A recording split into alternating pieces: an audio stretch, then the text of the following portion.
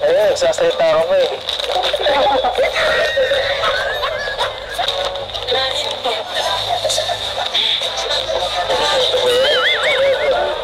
Ako. Wala si ano? Relax ka na? Marunong ka magluto? Ako.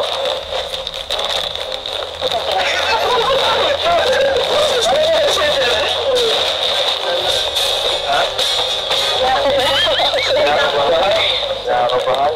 Kinakabahan saan? Kinakabahan ka na ito eh, mo? Kaya na? Oras ako. What's wrong with you? What's wrong with you, Beyonce?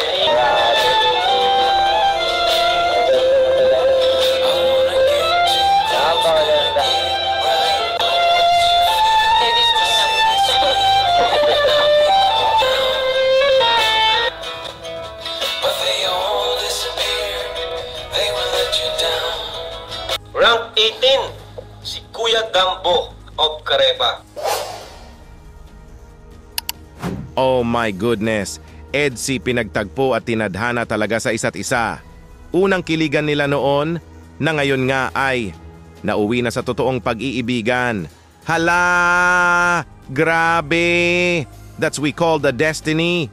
Isang VNC na sobrang nahihiya pa ng harapang mag-usap sila ng kanyang idol at crush na si EDSI. Sa di inaasahang pangyayari nga ay naging ka-love team sila at sa 5 buwan nga nilang magkasama bilang partner sa pagpapakilig ay makikita na po talaga natin na it's not just a love team ngayon ng EDSI, it's real love.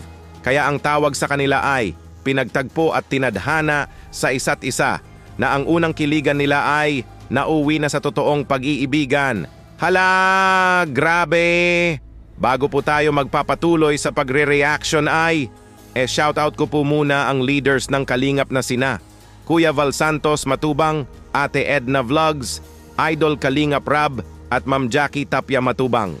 Pati na rin po sa lahat ng charity vloggers, Kalingap Reactors, especially na po ang Carepa, suportahan po natin sila palagi. Balikan po nating reaksyonan mga idol ang unang kiligan moments ng EDSI na dito nga ay di mapakali ang isang VNC dahil kaharap na niya ang idol at crush niya na harapang nakipag-usap sa kanya.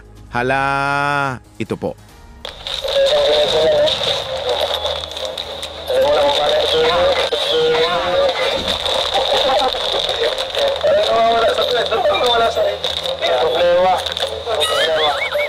Wala ka.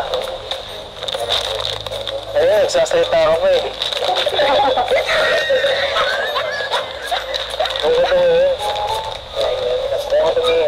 Oh my goodness, habang inaabot nga ni Papa Eds ang mga pinamili nilang groceries kay VNC, ay di na nga maipaliwanag ang nararamdaman ng isang VNC. Hala, parang love at first sight ata ang nangyari. Naku po!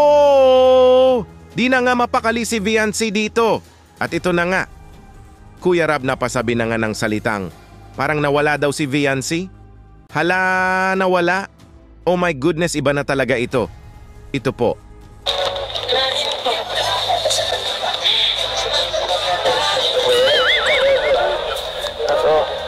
Wala si ano? Relax ka na? Relax ka na? Ako na si Beyonce, no? Parang di mo kilala. Pauna. Marunong ka magluto? Ako.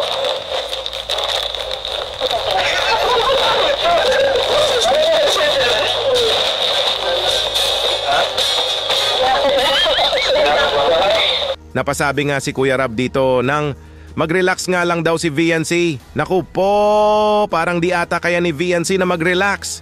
Kasi nga ay, crush na niya ang kausap niya sa harapan niya. Hala! Iba na talaga ang feelings ni VNC dito. Paniguradong parang sasabog na ito sa di maipaliwanag na nararamdaman.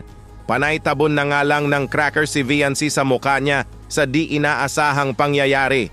At ito, hala! Sabi ni Kuya Gilomags, di daw dating ganito si VNC.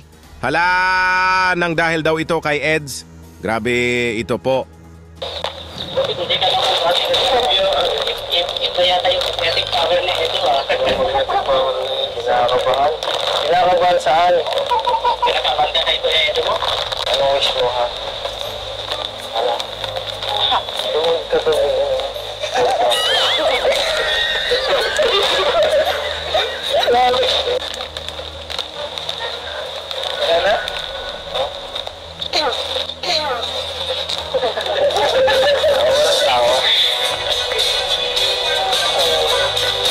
Oh my goodness, grabe!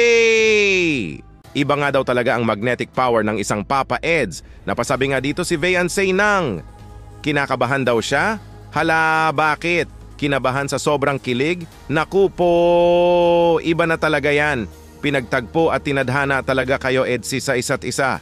Kitang-kita nga natin dito na. Parang nawawala na nga si Viancé. Hala, una pa lang ay iba na talaga ang nararamdaman ng isang Viancé sa Eds niya. At ito, Kuya Rab, may nasabi na naman nga. What's wrong daw sa isang Viancé? Hala, what's wrong, Viancé? Ito po. What's wrong with you? Iiyak kay What's wrong with you, Fiancé? What's wrong with you, Fiancé? Iiyak sa'yo. Ano meron? Gusto mo kilala si Eds? Hindi po. Kilala po. Kilala mo naman ko. Parang may iyak. Oh my goodness! Napatanong nga si Kuya Rab kay Viancé dito ng, di ba daw niya kilala si Papa Eds? Naku po, kilalang kilala nga ni Viancé for sure ang isang Papa Eds, idol at crush pa nga niya ito. Di lang talaga mapakali si Viancé sa di inaasahang pangyayari na ang dating napapanood niya lang sa vlog ay harapan na niya itong kausap. Pambihirang pag-ibig talaga ito. At Kuya Rab may tinanong kay Viancé, kaso di ito nakatingin sa kanya? Hala, nasa kay Eds nakatingin ang isang Viancé? Naku po, iba na talaga ito.